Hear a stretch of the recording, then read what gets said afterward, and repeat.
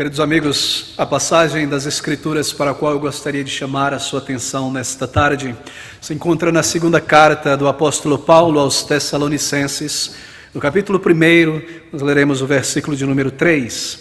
Segunda Tessalonicenses, capítulo 1, versículo de número 3, estas palavras de Paulo pelo Espírito.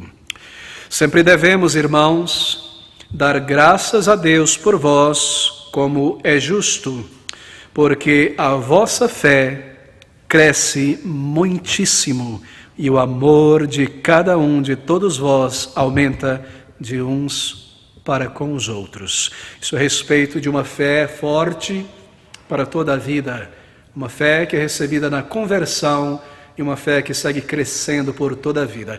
Meu desejo nesta tarde, se Deus permitir, no próximo domingo, é definirmos e analisarmos a fé bíblica. E também considerarmos as causas do enfraquecimento, do esfriamento da fé na vida cristã em alguns períodos desta jornada, bem como também observar exortações da palavra de Deus a respeito da firmeza da fé, do crescimento na fé. Bem, no versículo 3, o apóstolo Paulo ele está louvando os tessalonicenses por causa da fé vigorosa deles. Ele diz sempre, irmãos, sempre devemos, irmãos, dar graças a Deus por vós, como é justo, porque a vossa fé, diz Paulo a eles, a vossa fé cresce muitíssimo. E Paulo louva a fé daqueles irmãos porque ele sabe que a fé, ela é essencial para a vida e para a saúde da alma. A fé, ela é essencial para a estabilidade da vida cristã. A fé é essencial para o nosso relacionamento com Deus. A fé é essencial para o nosso serviço cristão. E a fé, ela é essencial para respostas às nossas orações diárias. De tal maneira que a palavra de Deus diz que sem fé, na palavra de Deus, no Deus da palavra, é simplesmente impossível que alguém seja agradável a Deus. Fé é tão vital, queridos amigos, a fé pode ser vista como motor propulsor da vida cristã. Sem fé nós não avançamos, sem fé nós não agradamos a Deus, não há frutos duradouros na vida cristã. Assim, nós precisamos definir o que é esta fé que Paulo louva aqui. Que tipo de fé é esta que Paulo está louvando, elogiando? Deixe-me dizer aqui que na palavra de Deus, fé, ela tem pelo menos 3 significados. É um termo que se aplica a pelo menos 3 realidades. Nós temos a fé, que tem a ver com a salvação, a fé que é dada por Deus para a salvação. Lá em Efésios capítulo 2, no versículo de número 8, nós lemos a respeito disso, sobre a fé. Porque pela graça sois salvos por meio da fé, fé para a salvação, e isto, a fé, não vem de vós, é um dom de Deus. Assim, fé na Bíblia tem a ver com a fé para a salvação.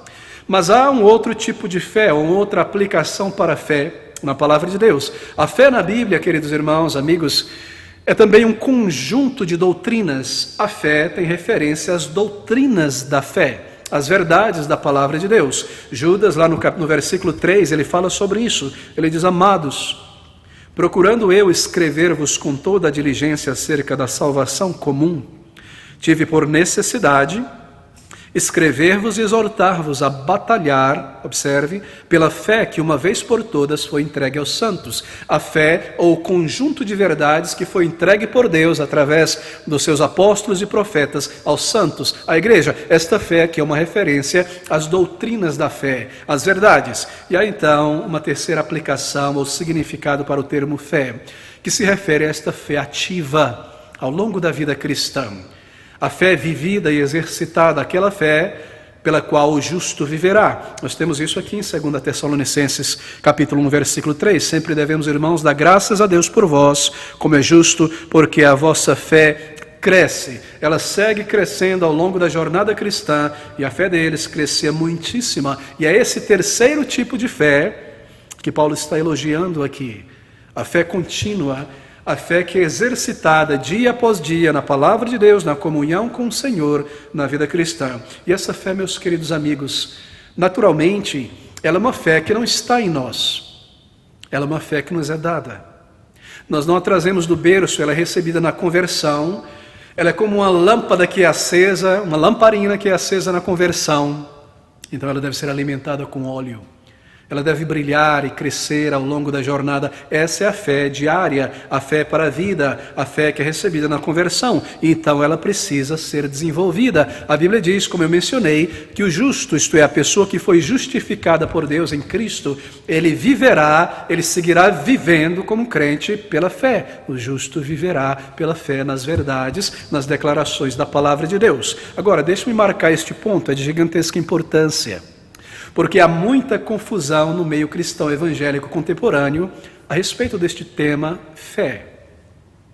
Há certos grupos evangélicos, eu não preciso dissertar a respeito disso, você conhece, que ensinam um tipo de fé que tem muito mais a ver com pensamento positivo, com um tipo de força interior, subjetiva, pessoal, do que com a fé bíblica. Nós vivemos em um contexto evangélico contemporâneo aqui no Brasil, em que um tipo de fé que tem mais a ver com pensamento positivo, misticismo, esoterismo, força interior, é ensinado por aí do que a fé bíblica. Mas de acordo com a palavra de Deus, marque isso, a fé verdadeira, a fé da palavra de Deus, ela não é algo subjetivo ou introspectivo, porque a fé bíblica, ela não olha para dentro de si. A fé bíblica, ela olha para fora de si, para a verdade de Deus revelada na palavra de Deus. A fé bíblica não é um tipo de introspecção que busca dentro de mim mesmo ideias, intuições, força de vontade, desejos. A fé bíblica é a crença, é a persuasão em verdades que foram entregues à igreja, em declarações de Deus em sua palavra. A fé bíblica, ela olha para fora de si mesmo, para a Bíblia, isto é, para as verdades contidas na palavra de Deus. A fé bíblica, ela crê e ela permanece na palavra de Deus, ainda embora muitas vezes a nossa crença, a nossa intuição, o que nós achamos, vai de confronto ou vai de encontro contra, não ao encontro, mas de encontro à palavra de Deus. A palavra de Deus permanece firme e a fé de um crente se mantém nela. Isso é uma fé verdadeira, uma fé bíblica. A fé olha para Deus como Deus é revelado na Bíblia. A fé mística olha para Deus como eu imagino que Deus seja. E esse é o tipo de fé, pensamento positivo, que tem sido ensinado por toda parte em nosso país nestes dias. Mas é a Bíblia, queridos amigos, que define todo o artigo de fé. É a Bíblia quem define todo o conceito de espiritualidade verdadeira. Assim é a Bíblia que define o que é fé bíblica, o que é fé verdadeira. É na palavra de Deus. Assim, permita-me começar dizendo, e essa é uma boa maneira de contrastar a fé bíblica com a fé não bíblica, permita-me começar dizendo o que não é fé bíblica. Bem, a Bíblia não se refere à fé como possuindo um poder executivo. A fé, ela não possui um poder de executar as coisas. Esse é o tipo de fé reivindicado pelos nossos amigos pentecostais e neopentecostais, sobretudo neopentecostais nesses dias. Eles nos dizem coisa desse tipo.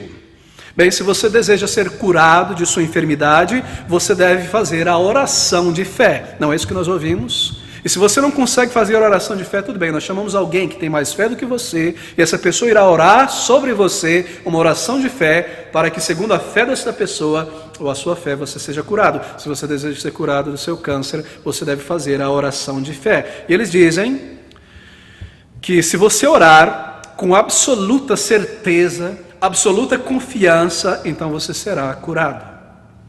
Que sua fé, se a tua fé pessoal tiver aquela qualidade, aquela virtude certa, ela possuirá um poder executivo, um poder de fazer entrar em ação o poder de Deus e operar aquilo que você tanto deseja. Essa é a fé ensinada no movimento neopentecostal.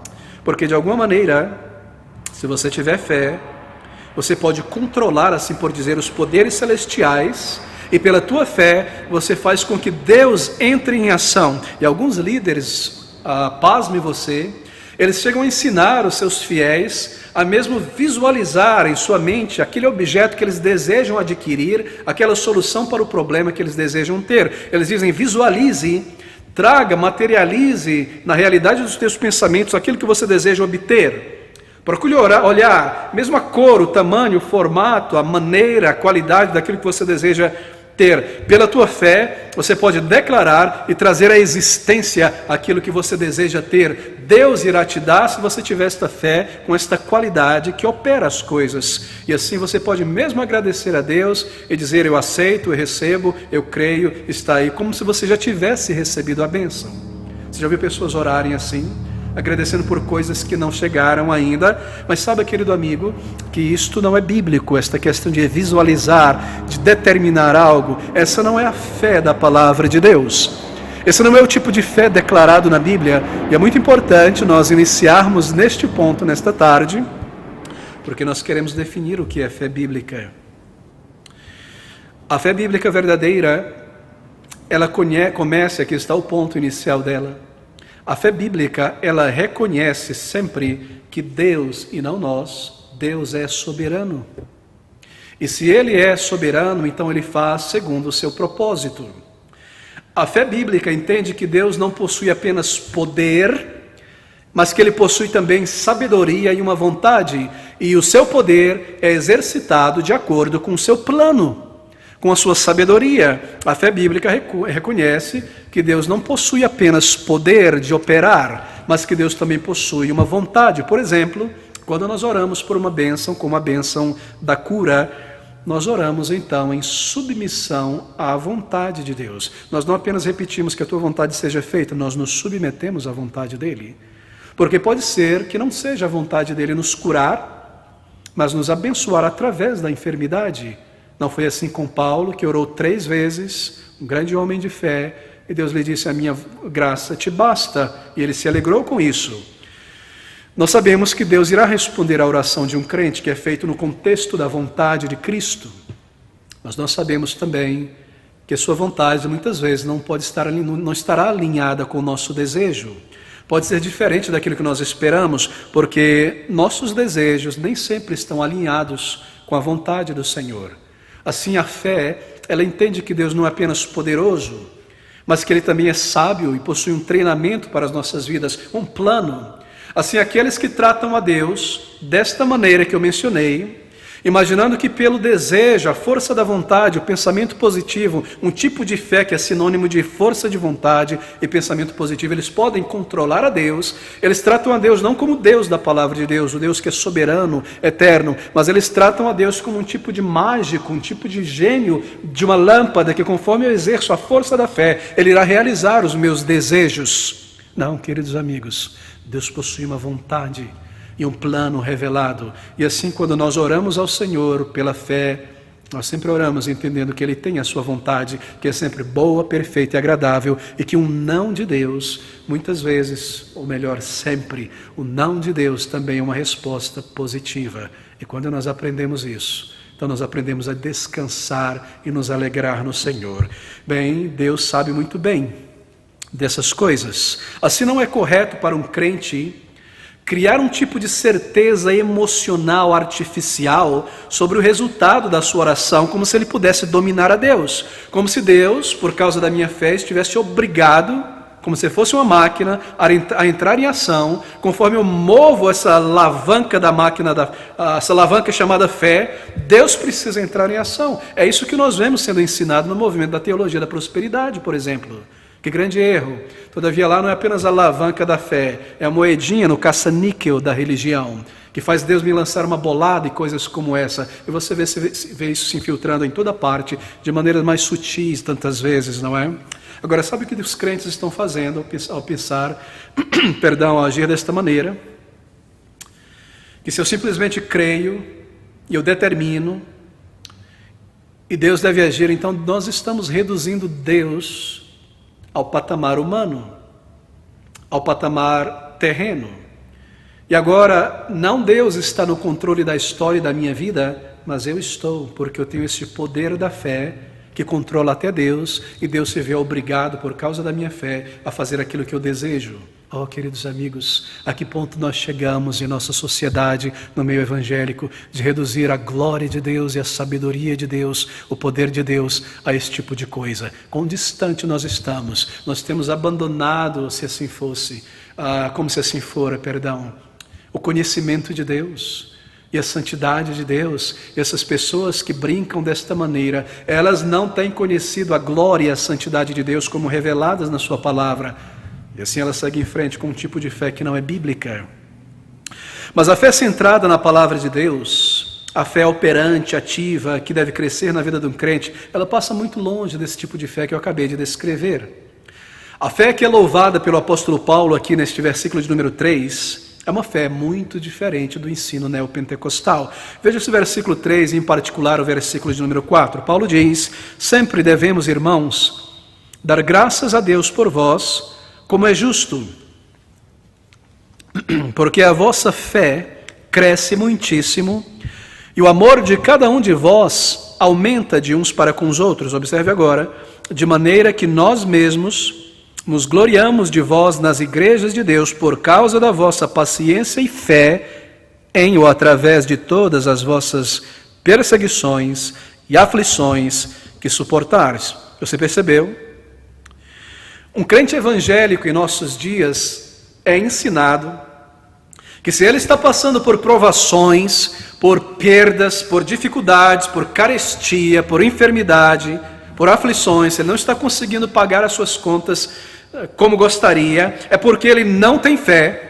E porque ele não tem fé, ele não recebe de Deus aquilo que Deus já separou para ele. Não é isso que nós aprendemos diariamente na televisão e vemos pessoas repetir por aí, que se um crente está mal, lá embaixo, em um determinado momento da sua vida, ele não está vivendo no sobrenatural, é porque ele está em pecado.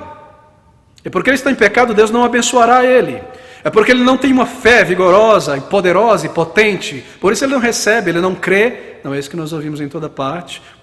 Que Deus não permite que um de seus filhos venha passar dificuldades. E que se ele passa por dificuldade, esse é o resultado da sua pequena fé, falta de fé. Mas observe o que Paulo está louvando aqui.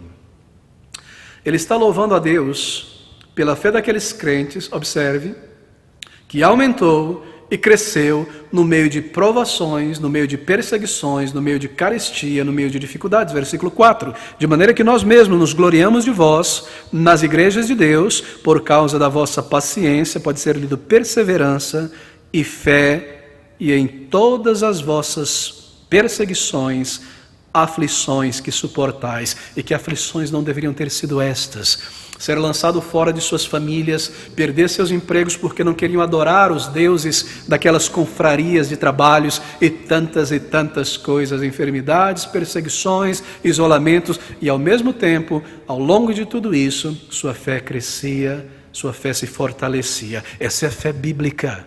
E se você crê na palavra de Deus, então você confronta esse tipo de falsa fé, de falso ensino que é lançado na mente de milhões de pessoas pela televisão em nossos dias, pela internet também.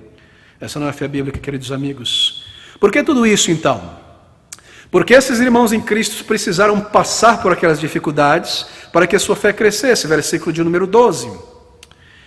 Para que o nome de nosso Senhor Jesus Cristo seja em vós glorificado, e vós nele, segundo a graça de nosso Deus e do Senhor Jesus Cristo. Isto é, para que através das provações, para que através das dificuldades pelas quais eles deveriam passar, a fé deles crescesse e o nome do Senhor Jesus Cristo fosse glorificado na vida deles, no testemunho deles. Bem, de que maneira a fé deles crescia?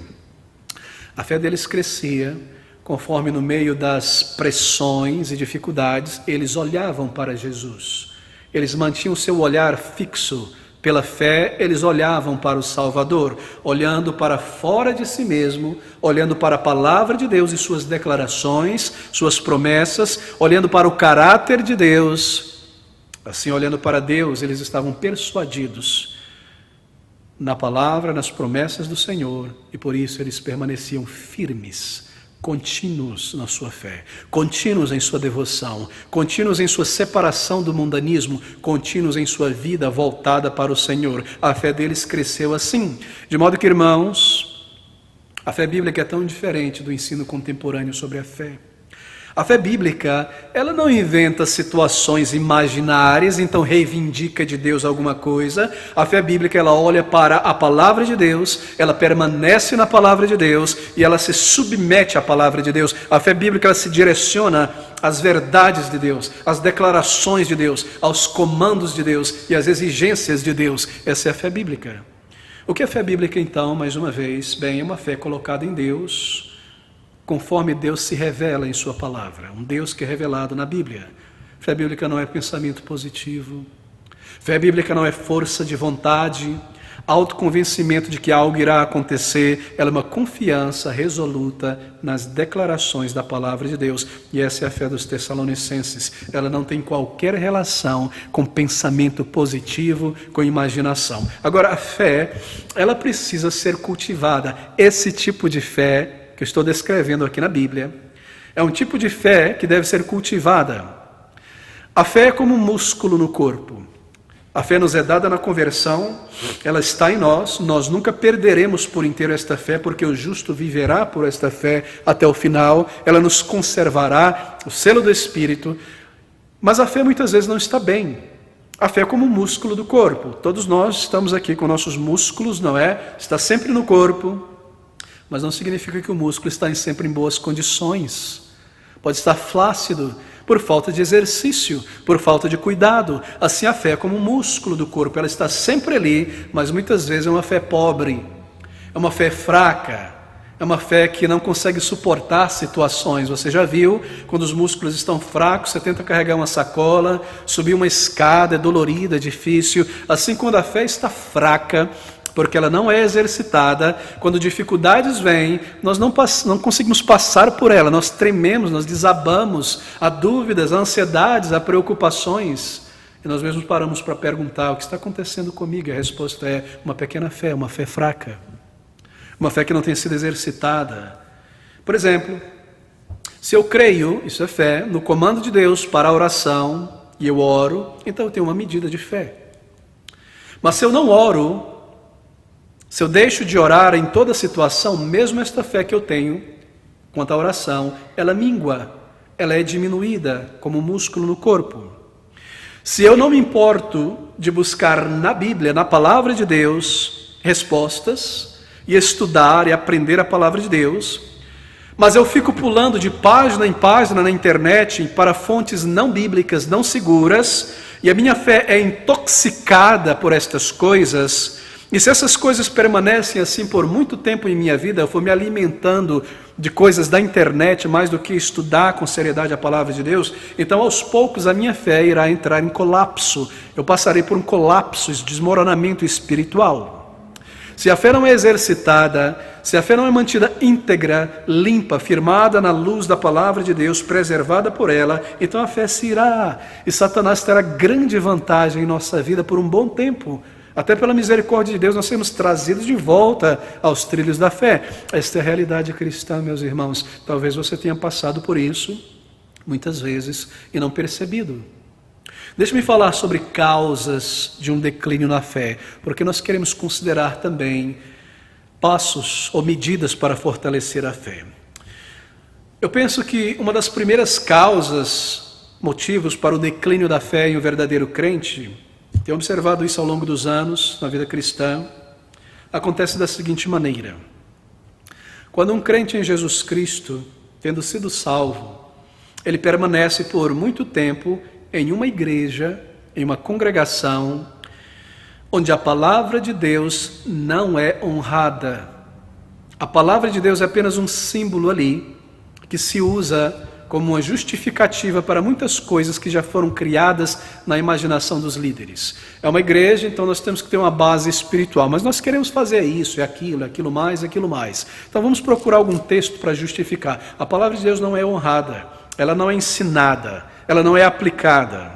E os parâmetros, é isso que eu quero dizer por palavra de Deus, os parâmetros da palavra de Deus que comandam a existência da igreja, o seu louvor, sua adoração, a vida do crente, o evangelismo, a vida de santificação, seu linguajar, seu vestuário, etc, etc. Esses princípios não são aplicados, a palavra de Deus não é honrada. Quando um crente permanece em lugares assim, onde a distinção entre o sagrado e o profano é quase invisível, entre uma vida cristã e uma vida mundana, você quase não consegue distinguir na congregação. Então o resultado é que a fé deste crente irá minguar. Eu tenho observado que pessoas realmente salvas, elas permanecem muitas vezes em ambientes assim, tenho ouvido isso muitas vezes. Eu permaneci naquela igreja por tanto tempo, eles dizem, apesar de ter visto esse erro, aquele outro erro e mais este erro, uma coleção de erros, por que você permaneceu ali? E a resposta muitas vezes é nessas linhas, porque eu tenho tantos amigos ali, tanta amizade, e muitos crentes permanecem em um ambiente onde a palavra de Deus não é errada por causa de amizades, apesar de verem o erro. Isso por quê? Por causa de uma noção equivocada de amor cristão.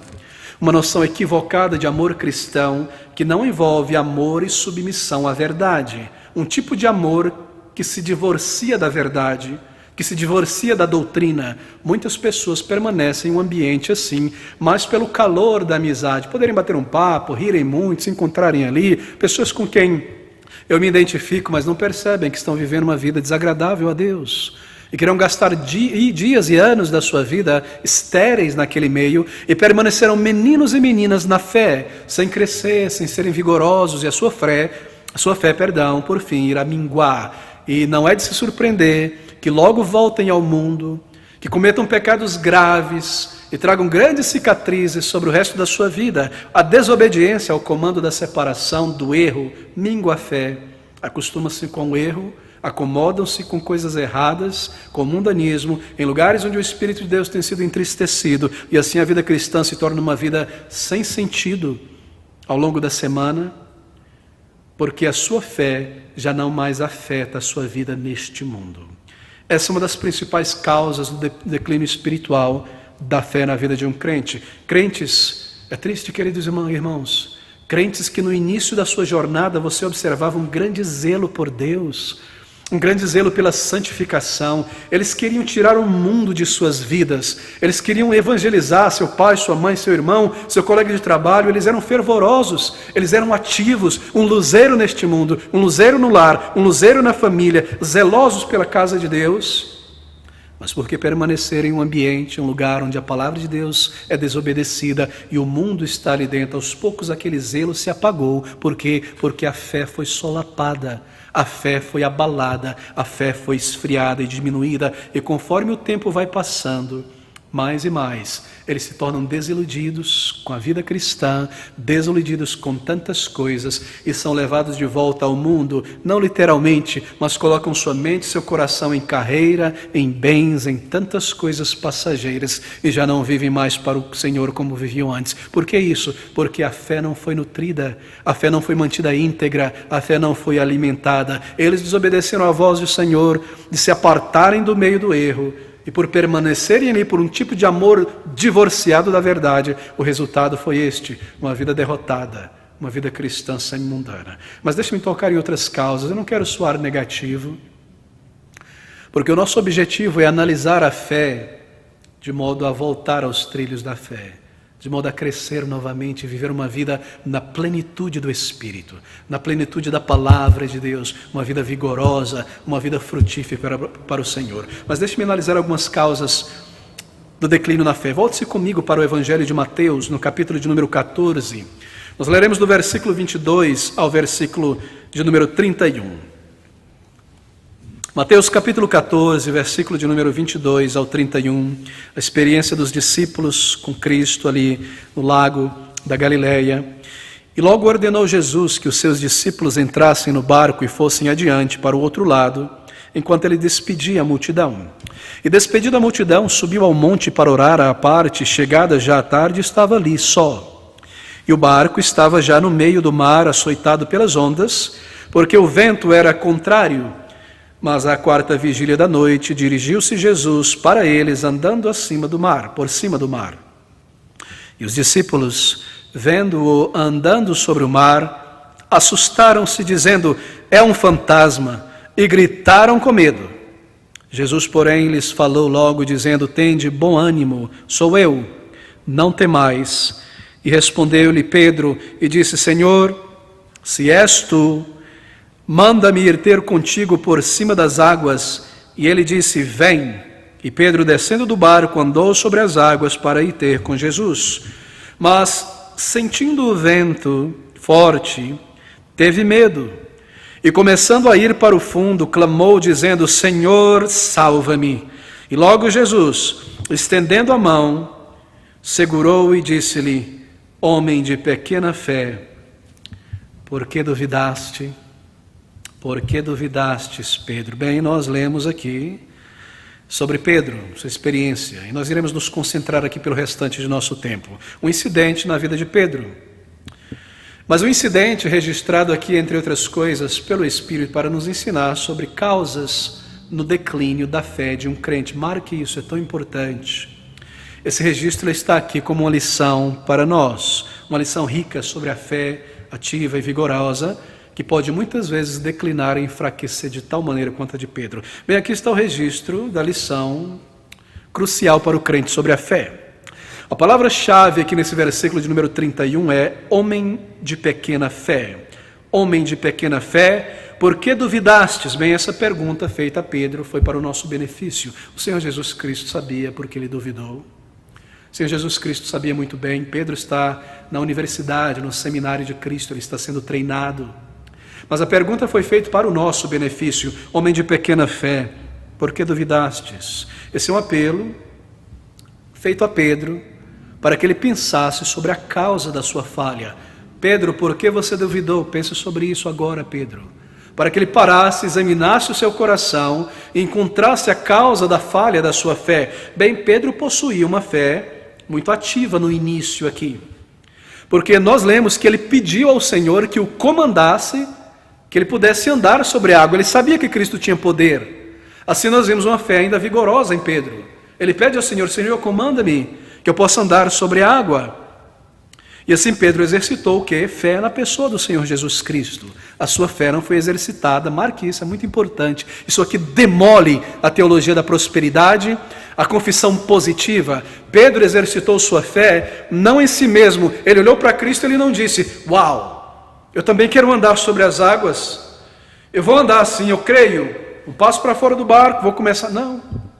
Ele olhou para o Senhor e ele pediu ao Senhor que lhe desse autorização e poder para andar. Sua fé foi colocada no poder de Cristo e não no seu próprio poder, no poder da vontade, da intuição, do pensamento positivo.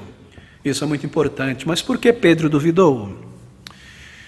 Bem, a resposta clássica que nós ouvimos é que ele duvidou porque ele tirou os seus olhos de Jesus. Não é isso que nós ouvimos? Mas não é isso que o texto diz.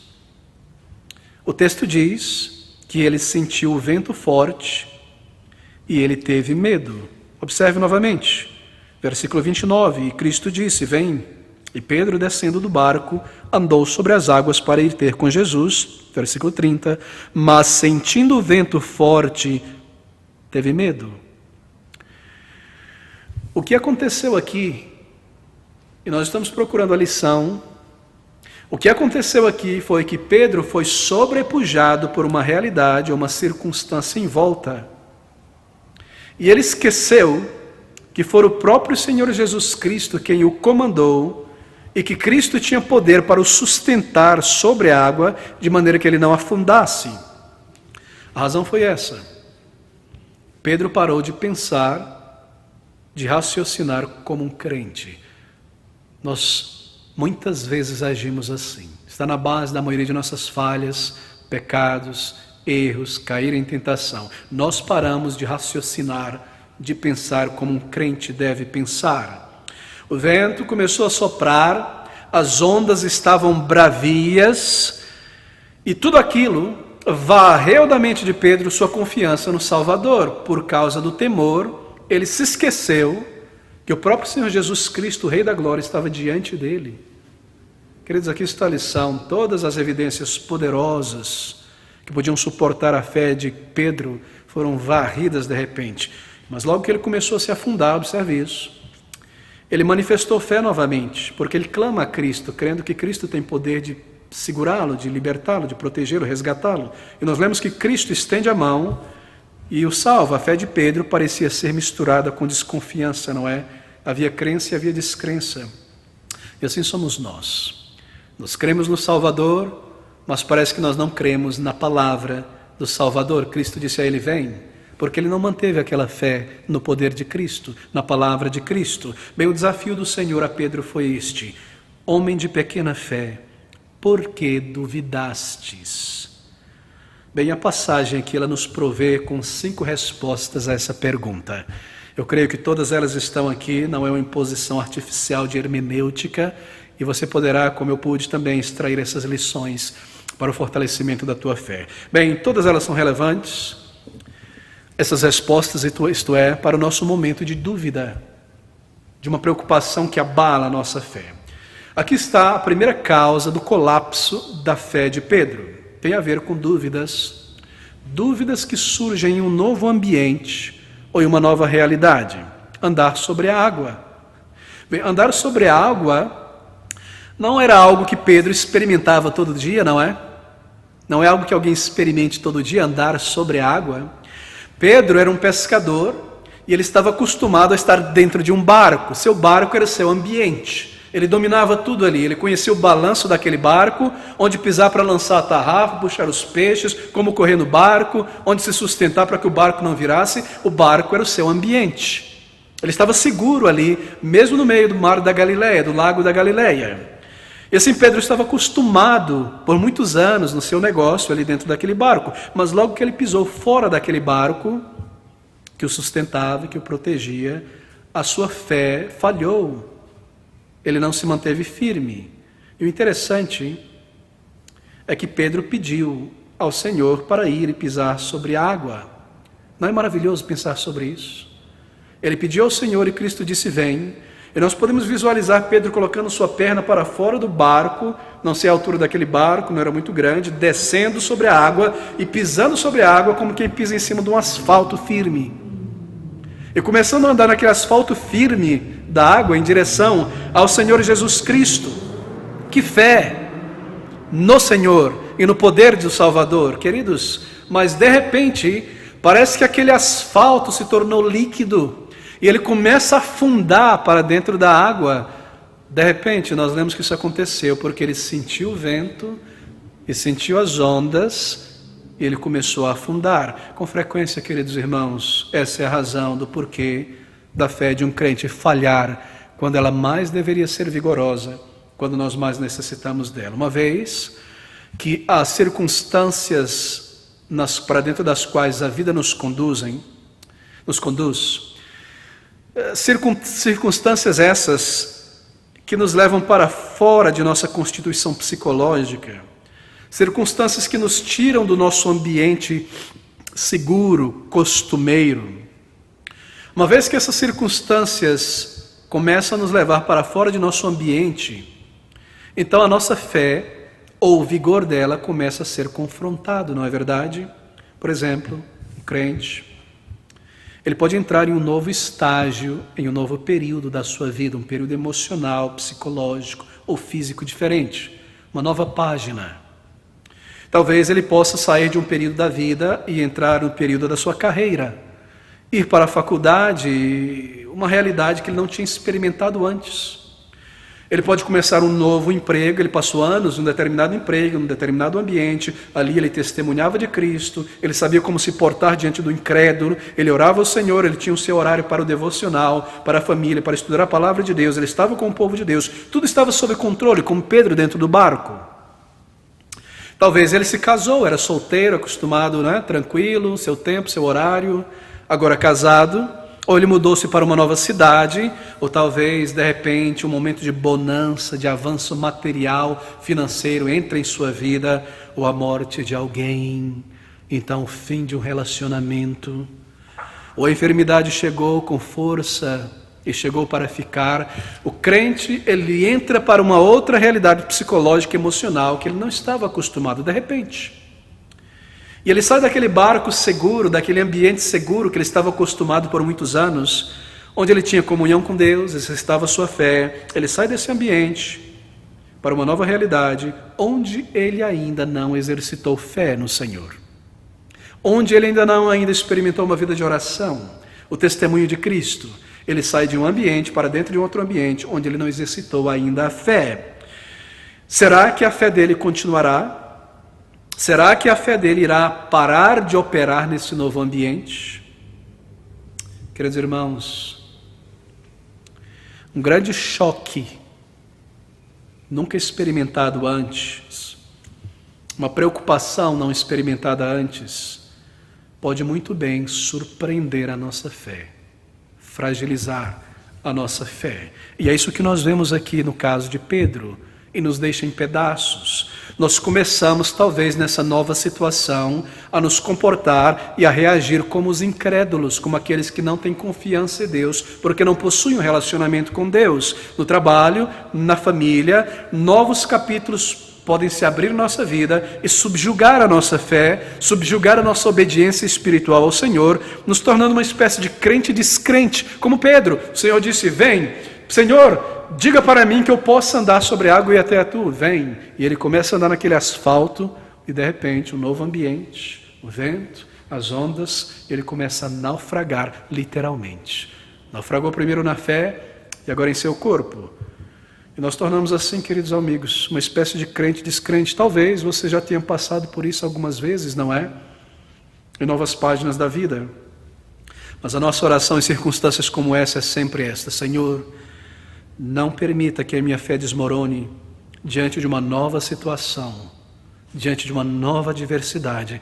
Não permita, Senhor, que a minha fé entre em colapso. E você recorda-se da palavra de Deus, das promessas de Deus, das declarações do Senhor, de respostas à oração. Você traz, e sabe o que é isso? É levantar o escudo da fé. Você levanta o escudo da fé. E você permanece firme no Senhor. A fé ela precisa ser exercitada em cada nova situação, em cada novo período da vida, em cada nova página. Sejam períodos de bênçãos, que podem tomar a nossa, bênçãos materiais, que podem tomar a nossa mente, a nossa energia, nos esfriar, nos esgotar, ou períodos novos de adversidade, novas responsabilidades, períodos de provações ou dúvidas que entram na mente em novas situações. A fé nas declarações, no comando da palavra de Deus, no seu caráter, nos seus atributos, ela deve ser exercitada em toda nova página, em todo novo momento da vida. E aqui está a primeira causa do colapso da fé de Pedro: dúvidas em uma nova circunstância que ele não tinha experimentado antes. Assim, queridos amigos, você se prepara para essa nova circunstância de antemão, ou se você é tomado por ela, no momento em que o barco balanceia, quando alguém entra nele, você se mantém firme no Senhor e lembra quem você é e começa a raciocinar como um crente. Bem, deixe-me apontar então a segunda causa do colapso da fé de Pedro. A segunda causa foi a sua falha em nutrir, alimentar a sua fé. Poucas horas antes, isso é interessante, os discípulos estavam envolvidos em um dos maiores milagres do Senhor Jesus Cristo em termos de extensão de benefício a pessoas, não é? Poucos textos, poucos versículos antes, nós lemos sobre a multiplicação dos pães a partir do versículo 13, que o Senhor ali ia alimentar a pelo menos 5.000 pessoas através de um milagre espetacular. E aquele milagre deveria ter sido carimbado na mente e nas emoções dos discípulos, mostrando que o Senhor Jesus Cristo, Ele é Deus. Ele é poderoso, Ele tem poder sobre a natureza. Ele pegou aqueles pães e começou a quebrar e saiu um pão novo de uma metade, e novamente um pão novo de uma metade, e um peixe novo de uma metade. Ele veio alimentar milhares de pessoas. Será que eles não ficaram impressionados com isso? Será que a fé deles não deveria ser nutrida no poder de Cristo Jesus?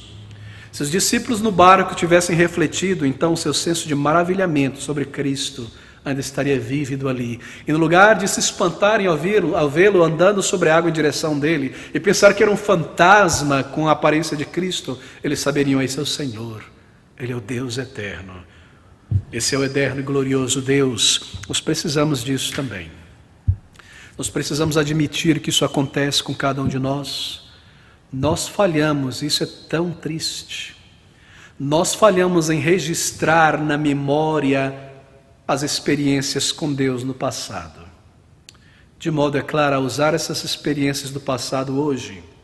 E nós permitimos então que algumas dificuldades, algumas provações soprem para longe todas as experiências reais das bênçãos do Senhor no passado, e nós esquecemos o que Deus já fez por nós. Aqui está a nossa falha, nós somos como esses discípulos, não é? Nós não estocamos em nossa memória, muitas vezes nós falhamos em nutrir a fé com os acontecimentos do passado. Deixa-me dar um exemplo. Muitas vezes o crente ele não nutre a sua fé, e isso acontece quando ele está ouvindo a palavra de Deus, mesmo agora, talvez seja com você. Quantos crentes, após ouvir um sermão que edificou a sua vida, que o Espírito falou a sua vida, a experiência a partir da palavra de Deus, de imediato eles vão para casa, saem da igreja, ou desligam ali a internet no culto ao vivo, e eles entregam imediatamente as suas mentes e a sua atenção a coisas tão completamente seculares, não espiritual. E o resultado é que toda a impressão que tiveram da palavra de Deus é lavado da alma, empurrado para fora. É triste, é infantil, é mesmo vulgar que pessoas sejam tocadas pela palavra de Deus e no lugar de nutrir, no lugar de digerir, pegar as notas, repassar para que elas se firmem na alma, eles ligam uma televisão imediatamente para varrer toda a impressão da obra do Espírito em sua mente. Assim nós lançamos fora todos os benefícios da palavra de Deus e as impressões do Espírito Santo de Deus. Ou eles se entregam a conversações sobre qualquer coisa, menos Deus, sua palavra e seu reino, ou sentam diante de uma televisão, pegam o celular imediatamente ao final do sermão e começam a viajar pelo Facebook, ver isso, ver aquilo, canais isso, canal aquilo, pulando de uma coisa para outra, no lugar de desligar tudo, orar ao Senhor, repensar, aplicar a palavra à sua vida, examinar o seu coração e se levantar dali com uma fé vigorosa. E assim nós reclamamos de Deus, e assim nós não sabemos porque Deus nos disciplina, porque as coisas não dão certo na segunda-feira, e nós não conseguimos testemunhar, nem suportar uma tentação para o pecado. Por quê? Por causa da nossa infantilidade, por causa da nossa atitude errada diante de Deus. Oh, queridos amigos, todo o impacto, todo o benefício da palavra de Deus é lavado da mente e nos deixa desequipados para enfrentar os ataques de Satanás. Não é triste que a causa da nossa falha esteja em nós mesmos, enquanto nós saímos por aí culpando Satanás e não sabendo por que as coisas estão acontecendo, por que eu me sinto dessa maneira? Porque nós lançamos fora a medicação que Deus nos dá, a nutrição que Ele nos dá. Assim nós andamos com a fé minguada. Qual é a solução para isso? Cultive, enraize em sua memória o amor e o favor de Deus no passado. Se você tem uma memória fraca, use um diário para um futuro encorajamento. Faça da seguinte maneira: você passou por um momento em que Deus respondeu uma oração, te livrou, te confortou, algo que você sabe que Deus fez. No aniversário desta bênção, ore a Deus, lembre-se dela, agradeça a Deus, tome nota, louve a Deus por isso. Medite na palavra de Deus que foi pregada, tome notas. Algumas pessoas, às vezes o pregador diz, tome notas, ele fica parado ali como se não estivesse falando para ele. Querido, quando você está tomando nota de um sermão, a sua mente está concentrada na estrutura, na aplicação, ela fica dentro de você. Posteriormente, você desliga ali, chega em casa, repassa as suas notas, lembra-se do que Deus falou à tua alma, ora a Deus. Daqui uma semana, ao longo da semana, você pode tomar essas notas. Faça assim com bênçãos espirituais. Anote em um diário. Depois de um mês de aniversário daquela bênção, assim por dizer, um ano, volte a lembrar e louvar a Deus. Sabe o que isso fará? Isso te fortalecerá hoje. E no momento que uma dificuldade vier, você diz, essa dificuldade agora é tão menor do que aquela, e Deus me abençoa ali. Como eu posso negar o Senhor e me agir como um crente de pequena fé? Porque duvidastes, homem de pequena fé. Eles não tinham visto os milagres, a bênção de Deus, a provisão de Deus. Aqui está o nosso problema, uma pequena fé, uma fé que não é nutrida, uma fé que não é fortalecida, alimentada. Mas aqui está outra causa, eu preciso correr, outra causa do colapso da fé de Pedro. Uma das outras causas foi essa, uma terceira causa na verdade, foi sua falha em respeitar o comando e o poder do Senhor Jesus Cristo. Momentaneamente ele se esqueceu que foi o Senhor Jesus Cristo quem o comandou. Veja o versículo de número 28. E respondeu-lhe Pedro e disse: Senhor, se és tu, manda-me ir ter contigo por cima das águas. E ele, Jesus, disse: vem. E Pedro, descendo do barco, andou sobre as águas para ir ter com o Senhor Jesus Cristo. Se somente ele tivesse lembrado que ele estava agindo debaixo do comando do Senhor Jesus, da autoridade, do poder de Jesus Cristo, bem, ele não teria afundado quando o vento e as ondas começaram a se mover ali. Foi certo de Pedro pedir a ir andando sobre as águas em direção a Jesus? Foi certo que ele fizesse isso? Bem, foi certo. Por quê? Porque Cristo autorizou. Esse foi um comando de Cristo. Porque Cristo tinha a intenção de sustentá-lo. Havia uma lição para Pedro ali, assim foi certo que ele pedisse algo sobrenatural. Agora, querido, marque isso. É importante frisar isso, porque aqui está uma lição sobre a fé. Imagine que se Pedro tivesse decidido por sua própria conta, por sua própria vontade, por sua própria imaginação, ir até Jesus Cristo sobre as águas, sem que Cristo comandasse. Imagine que ele visse Jesus Cristo a 20 metros e dissesse a Jesus: eu sou um homem de fé, eu sou um homem afoito, eu sou Pedro, pedra, eu vou andar até Jesus Cristo. Jesus não me comandou, mas eu vou, eu tenho uma fé muito grande. Imagine que ele tivesse feito isso. O que teria acontecido? Bem, certamente ele teria afundado como a pedra que é, até o fundo do rio, até o fundo do lago. Por quê? Porque a fé não é uma questão de exercer o poder da vontade, o poder da emoção, crer em alguma coisa sobrenatural, e ela definitivamente irá acontecer, porque eu creio que isso irá acontecer, eu recebo, eu creio, isso vai acontecer. Fé não é isso. Simplesmente porque eu creio que algo vai acontecer, eu desejo, então isso tem que acontecer, irá acontecer. Se Pedro tivesse andado sobre a água em direção a Cristo, sem que ele tivesse pedido a Cristo, Cristo tivesse comandado, ele teria afundado. Bem, de volta ao nosso ponto aqui. O colapso da fé de Pedro foi sua falha em respeitar o comando de Cristo. A nossa fé é colocada sobre a palavra. Entendeu? Lembre-se disso. Fé não olha para dentro de si mesmo. Essa é a fé mística do neopentecostalismo. A fé que vem do catolicismo e se infiltrou no meio evangélico. Essa não é fé da palavra de Deus. A fé da palavra de Deus é uma fé que se coloca sobre os comandos, se baseia sobre as declarações da palavra de Deus. O colapso da fé de Pedro, a sua falha foi em respeitar o comando de Cristo. A propósito, os comandos de Cristo são também promessas. Não são apenas ordens, sim, são comandos que devem ser obedecidos, mas, queridos, é maravilhoso. Os comandos de Cristo também são promessas. Por exemplo, quando ele comanda um pecador a se arrepender, arrependei-vos e crede no Evangelho, também é uma promessa de salvação. Percebeu? Todo comando envolve uma promessa. Se ele comanda que eu me alimente da sua palavra diariamente, e eu ore sempre a ele, e eu ouço a sua palavra e o sirva, ele irá me abençoar. Essa é uma promessa. Se ele me comanda que eu devo ir por todo mundo pregando o Evangelho a toda criatura, ele me promete dar instrumentalidade. Se eu saio distribuindo literatura, me engajando com pessoas, deixando de lado a timidez carnal, ele promete me usar para alcançar os seus eleitos.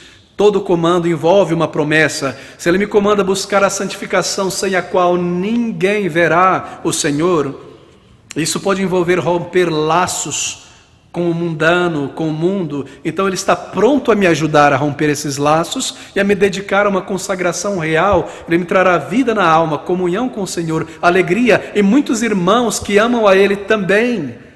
O comando envolve uma promessa maravilhosa, e aqui está o condicional, obediência ao comando. Se Ele me comanda, por exemplo, e Ele comanda aqui em Mateus capítulo 6, que eu busque, isto é, que eu coloque no centro da minha vida o reino de Deus, e as demais coisas girem em volta, a promessa é que conforme eu faço isso, Ele irá adicionar tudo mais o que eu preciso para a minha emoção, para o meu corpo. É um comando que envolve a promessa. Por exemplo, você deseja estudar, fazer um curso técnico, universitário, profissionalizante. Então você ora ao Senhor e Ele te ajuda a entrar na universidade, passar naquele concurso, no Senai. Mas você não diz a si mesmo: eu estou aqui dentro, agora eu vou afundar minha cabeça nos estudos e tudo que eu vou fazer é ser um bom estudante. E quando eu terminar, quando os anos passarem, eu concluir, pegar o meu diploma, aí eu vou ter tempo para o Senhor. Não, você não diz isso. Por quê? Porque o comando é colocar o reino de Deus em primeiro lugar. O que você diz a si mesmo ao entrar nesse novo trabalho, novo ambiente, essa bênção que Deus te deu é dizer o seguinte: eu estou aqui em primeiro lugar para testemunhar do meu Salvador, por palavras e pelo um comportamento que manifeste as virtudes de meu Salvador. Eu estou aqui neste ambiente, no meio de pessoas, para ganhar almas. Minha profissão, meu trabalho é uma esfera provisória da minha existência deste lado do céu. Meu verdadeiro propósito neste lugar é ganhar almas para Cristo, enquanto eu estou fazendo o meu melhor como aluno, como trabalhador, neste novo ambiente passageiro em que eu me encontro.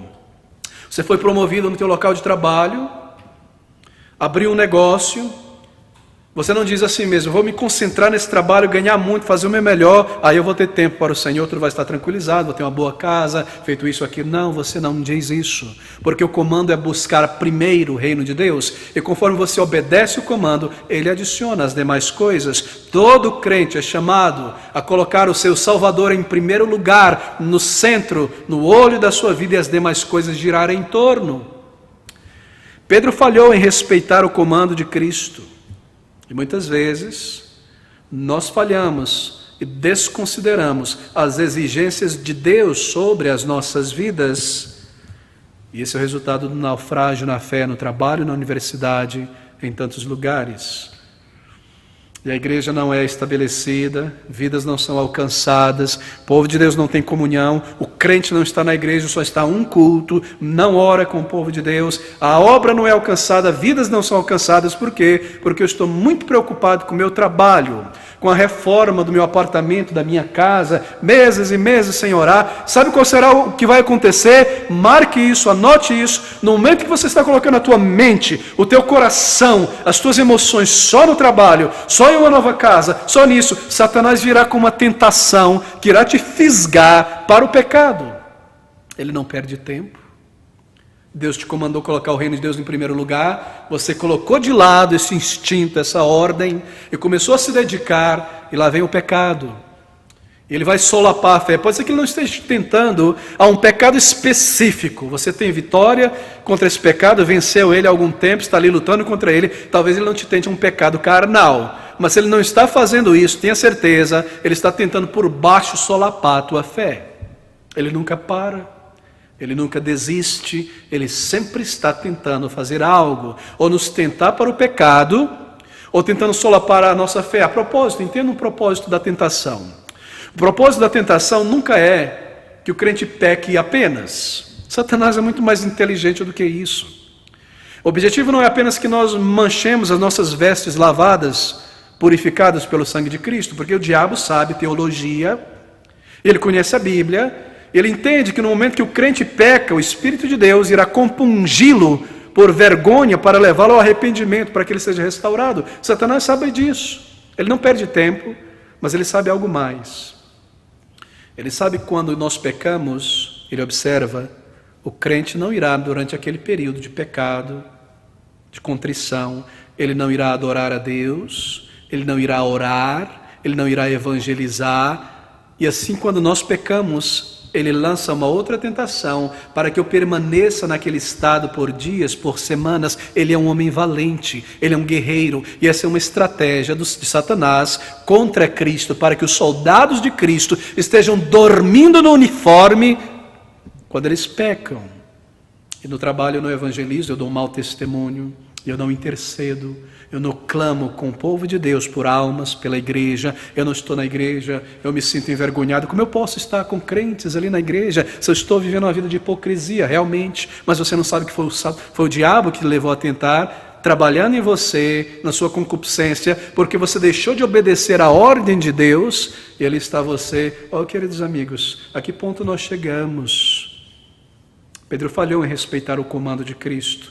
E quando nós falhamos em respeitar os comandos do Senhor para as várias várias frentes da vida cristã e aspectos da vida cristã, o resultado é esse: uma fé que é minguada, e Satanás não para de operar. Mas eu devo correr aqui. Aqui está uma outra causa das dúvidas de Pedro. Isso aqui, querido, é tão terrível, tem a ver com orgulho. Uma das causas do colapso da fé de Pedro naquele momento foi a sua autossuficiência. Bem, no incidente, essa autossuficiência de Pedro não é óbvio. Não está óbvio ali, não é? Essa autossuficiência de Pedro está conectada ao seu caráter, está implícito no caráter de Pedro. Quando nós fazemos um estudo de personagens na Bíblia, é maravilhoso fazer isso, sabia? Um parêntese, essa é uma outra maneira de estudar a Bíblia, estudar os personagens. Sua vida, sua conversão, seu caráter, porque são homens e mulheres de carne e osso, e nós aprendemos com eles. Fecho parênteses aqui. A autodeterminação, autossuficiência, era algo implícito no caráter de Pedro. Pedro era uma pessoa bastante confiante em si mesmo, não é? Por exemplo, aqui no barco, ele foi o único discípulo que pensou em ir até Cristo. Não é incrível? Pedro era aquele que afirmava, primeiro, a lealdade de todos os discípulos a Cristo. Ele era o primeiro a dar o passo à frente. Senhor, tu tens as palavras de vida eterna. Senhor, nunca te deixarei. Ainda que todos esses outros aqui te deixem, eu não te deixarei. Não era Pedro assim? É maravilhoso, nós admiramos isso em Pedro. Mas por trás disso estava uma gigantesca autossuficiência. Na mente de Pedro, e aqui está a sua autossuficiência, na mente de Pedro, parecia que não havia qualquer razão porque ele não poderia ter sucesso em cumprir todas as suas declarações, todas as suas afirmações, com a ajuda do Senhor, obviamente. Não havia o menor temor que a sua fé não seria forte o suficiente para ir até o Senhor Jesus.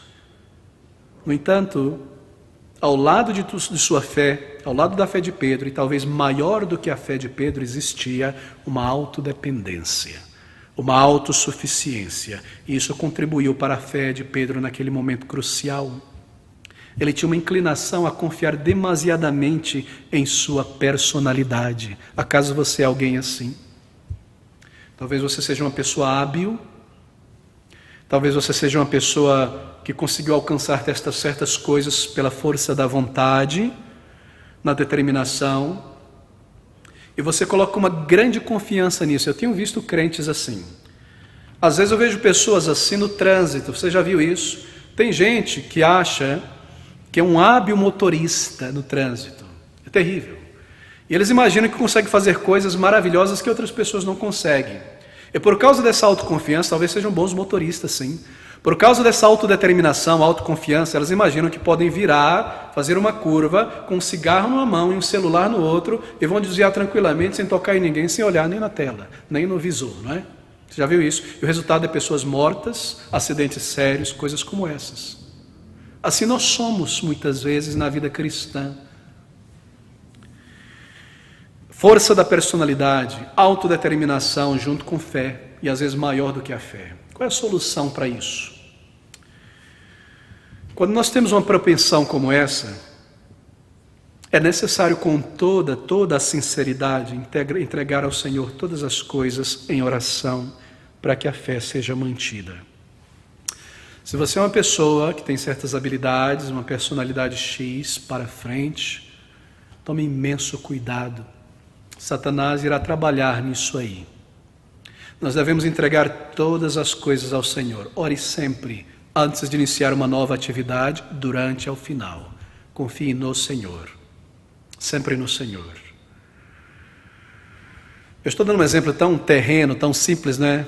Você ora depois que você dirige um carro por uma longa distância, Cristo te livrou de acidentes, de perigos. Você ora depois de terminar uma jornada, uma viagem de avião, de carro. Você confia no Senhor ou em si mesmo? Depois que você passa por uma dificuldade, quando você está a ponto de entrar numa situação em que você sabe como resolver, baseado na tua capacidade, você confia no Senhor, ou você está despercebido dos laços das arapucas que irão atacar a fé?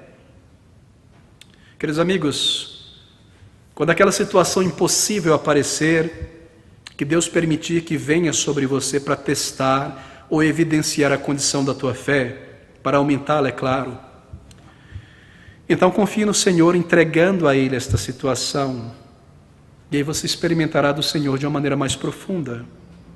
Queridos irmãos, como crentes, nós estamos neste mundo para confiar no Senhor, não na economia, não na política, não na medicina apenas, no Senhor. E provar do poder de Deus e provar da condução de Deus em nossas vidas. Nós muitas vezes afundamos em dúvidas, em descrença espiritual, quando quer que nós somos tentados a resolver nossos problemas, como se nós fôssemos fortes o suficientes em nós mesmos. E nós precisamos apenas de uma ajudinha, de um tapinha do Senhor para ir em frente. Essa é a tolice da autossuficiência, da autodependência. E o resultado dela na vida de Pedro foi negar o Senhor Jesus Cristo vergonhosamente 3 vezes. Será que Satanás irá nos peneirar por causa dessa autossuficiência? Orgulho é o que o derrubou. Acaso nós queremos imitá-lo?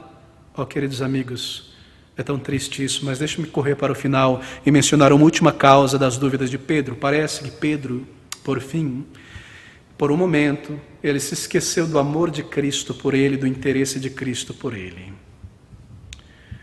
O temor, a dúvida, controlou a mente, as emoções de Pedro de tal maneira que ele perdeu de vista o amor de Cristo por ele. Cristo um dia o chamou para ser pescador de homens.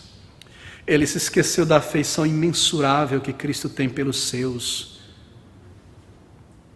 A lição aqui é a seguinte: nós precisamos fazer um esforço, mesmo no meio da dor e da dificuldade, para manter em mente o interesse que o Senhor Jesus Cristo tem por cada um de seus filhos e filhas.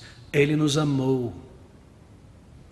Ele morreu numa cruz de dor e de agonia por nós, com o nosso nome em seu coração.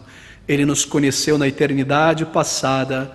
Ele tomou um corpo e uma natureza humana para morrer em nosso lugar. No momento da dificuldade, lembre-se do amor e do interesse de Cristo por você, não perca de vista. E assim faça isso, mantendo louvor a Cristo, mantendo adoração, mantendo gratidão. Mantenha a igreja, o templo de teu coração, sempre aberto em louvor, em culto ao teu Criador, ao teu Salvador. E quando fazemos isso, a nossa fé é nutrida, a nossa fé é fortalecida através das provações. Algumas vezes, crentes em Jesus fazem pouco esforço para refletir no amor de Cristo. Deixe-me lhe dar um exemplo para um exercício. Aqui está uma outra maneira de estudar a Bíblia. É maravilhoso, não é? Tantas maneiras de estudar a Bíblia. Quando você estiver lendo, é uma das maneiras, Cristo no Evangelho, com seus discípulos, conversando com eles, falando algo, ensinando, repreendendo, fazendo um milagre, procure por um momento tirar o olho da situação e colocar o olhar em Jesus, a maneira como ele fala, a maneira como ele se comporta, a maneira como ele expressa. Observe ele. Feche o zoom da câmera na pessoa de Cristo. Veja o seu comportamento, o tom de voz em suas palavras, o seu amor pelos seus discípulos, que o amou até o final, os amou até o final. Faça isso. Observe o Salvador, reflita sobre o amor de Cristo. Há muitas vezes pouquíssima gratidão em nós por Cristo, por sua pessoa. A ceia do Senhor, ela é maravilhosa, porque ela foca o nosso olhar na vida, no sacrifício do Senhor, naquilo que Ele alcançou por nós. Por alguns momentos nós esquecemos tantas coisas, petições, nossos problemas e colocamos o nosso olhar em Cristo. Mas nós podemos fazer isso a cada dia, no momento das dificuldades, ao estudar a palavra de Deus. O amor de Deus, ele não pode ser tomado, o amor de Cristo não pode ser tomado como algo, deixa-me colocar nesses termos, como algo automático, garantido, como o ar que nós respiramos sem pensar. Não, se nós agimos desta maneira, a nossa fé murcha. Nós devemos lembrar que o amor de Deus por nós, em Cristo, é um amor que nos é dado por misericórdia. Nós vivemos por misericórdia. Assim, querido amigo, lance fora esta autossuficiência, pense no amor de Cristo, pense na pessoa do Salvador e no amor que Ele tem por você como indivíduo. Lembre-se disso no momento da dificuldade, das provações. Eu preciso concluir aqui, nosso tempo já terminou, há tanto a ser dito. Deixa-me voltar ao começo. Fé, o que é fé? Fé não é pensamento positivo. Fé não possui um poder executivo em si mesmo. Fé não domina nem controla a Deus, porque Deus tem poder, mas tem uma vontade, um plano, um treinamento para as nossas vidas. Ele está nos preparando para a eternidade e nós devemos chegar no céu por meio de muitas provações. Esse é o caso da igreja dos Tessalonicenses. Ele não está obrigado a fazer o que eu penso simplesmente porque eu creio. Não. Isso não é fé bíblica. A fé bíblica se coloca nas declarações, está persuadido da verdade da palavra de Deus. Algumas causas das dúvidas e colapso da fé de um crente: uma nova realidade, um ambiente que não experimentou antes, que não exerceu fé. Pouco preparo é feito de antemão para manter a fé viva, operante em uma nova realidade. Segundo, falha em nutrir a fé baseada em experiências com Deus do passado. Nós deixamos para trás tantas bênçãos. Traga para o presente, nutre a sua fé. Terceiro, quando nós falhamos em respeitar o comando e a autoridade, o poder de Cristo, que nos comandou a ir, a orar, a testemunhar, a permanecer firme, a nos separar do erro. 4, autossuficiência em lugar de dependência do Senhor. E quinto, quando nós esquecemos do amor de Cristo e do interesse de Cristo por nós. Como nutrir a fé, então, queridos amigos? Amor sincero pelo Salvador, dependência dEle em tudo, trazendo em oração todas as coisas a Ele, sinceridade em nosso andar com o Senhor, sinceridade, se somente nós lembrássemos que Deus nos vê no carro, em casa, em todo lugar, como isso afetaria a nossa vida. Gênesis 13:17 diz: Tu és o Deus que vê. Se nós mantermos isso em cada momento, como isso irá afetar a nossa vida? O Deus que me vê. Nutra a fé hoje, com memórias do passado, respeite, submeta-se a Cristo, separe-se daquilo que é desagradável a Deus, mantenha o amor junto com a verdade, nutra profundo respeito por Deus e os seus comandos, e assim, mantenha em mente o amor, o interesse e o cuidado pessoal de Deus por você. Você é um filho de Deus, você é uma filha de Deus, então você é amado por Deus, guardado por Deus. Ele sabe, querido, Ele vê a situação em que você se encontra agora. Olhe para Ele então, permaneça nele, e você será iluminado, e a tua fé crescerá, e ela será uma fé viva, uma fé frutífera, agora e para o restante da tua vida, uma fé agradável ao Senhor.